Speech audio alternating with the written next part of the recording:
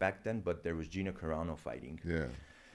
And when I spoke to Gary Shaw, was the promoter actually. He was Elite XC, I believe. And when I spoke to Gary, because Gary Shaw promoted Victor Archinian, my boxer. So I called him. I said, "How much does this girl make? You know, fighting as a main event fighter with Cyborg and all that stuff?"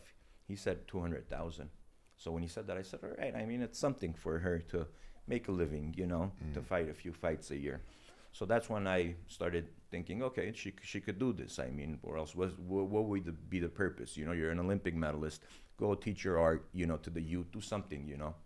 Pretty girl, do something with your career. Why get into MMA? You know, it made no sense to me. But after speaking to Gary Shaw, you know, I said, all right, let me give it a try. I started working with her, you know, but the first like 4 months, yeah, I didn't train her at all. I didn't pay attention to her. We had a lot of pros in the gym, and a lot of boxers and kickboxers and MMA fighters. That's where all the Armenians were training with me too, Manny Gamburyan and all those guys, you know, friends with Karo Parisian from Highest on MMA. Because I trained with them when I was younger too. We would co-train, you know, I would go to their gym, they would come to my gym. So good fighters, all of them good fighters, great fighters.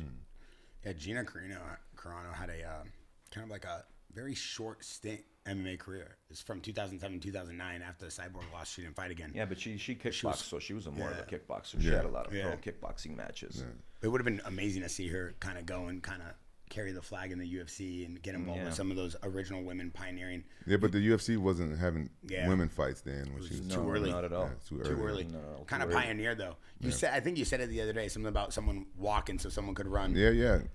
Gina Carano.